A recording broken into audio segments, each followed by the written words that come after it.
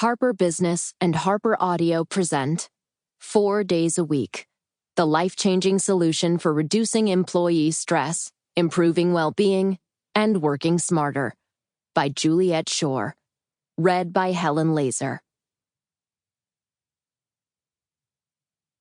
A note before we begin.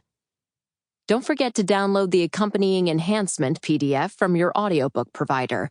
It contains charts, tables, and more, and will be referred to throughout as the enhancement. For Prasnanan. Author's note. This book is based on a collaborative effort among a team of researchers. In the introduction, I discuss the origins of our work and how the team came together.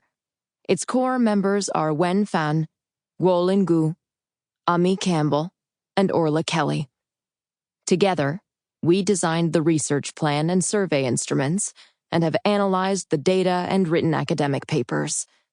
Guolin handled all the survey administration in the first 2 years, and she has carried out the statistical modeling. After joining the team, Ami took over much of the survey administration and has led the qualitative data collection.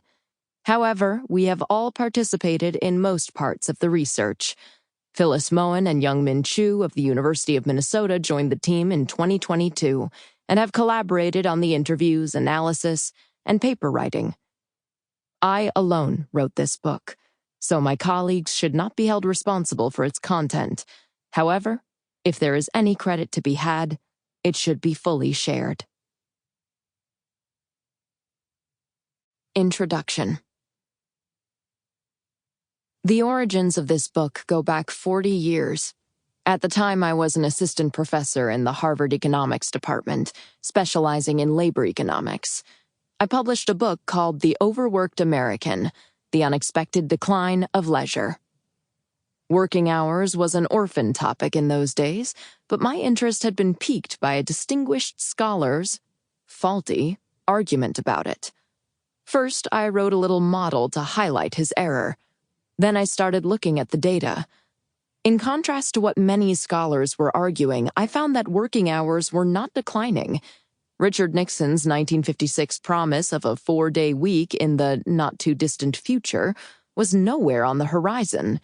There was no crisis of leisure time, as many predicted would be the case by the 1970s.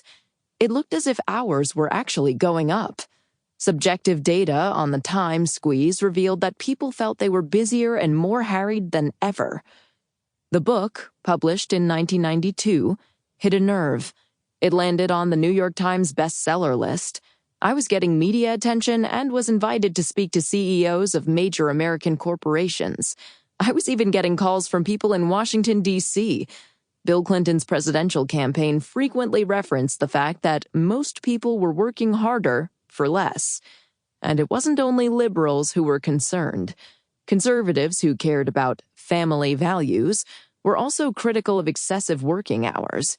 The overworked American was later identified as one of the country's most influential social science ideas since the 1990s. And then, nothing. Despite widespread agreement that Americans were working too much, the issue died. I had conversations with some large companies to encourage them to experiment with work time reduction, but none panned out. Neoliberal economics was on the ascendancy.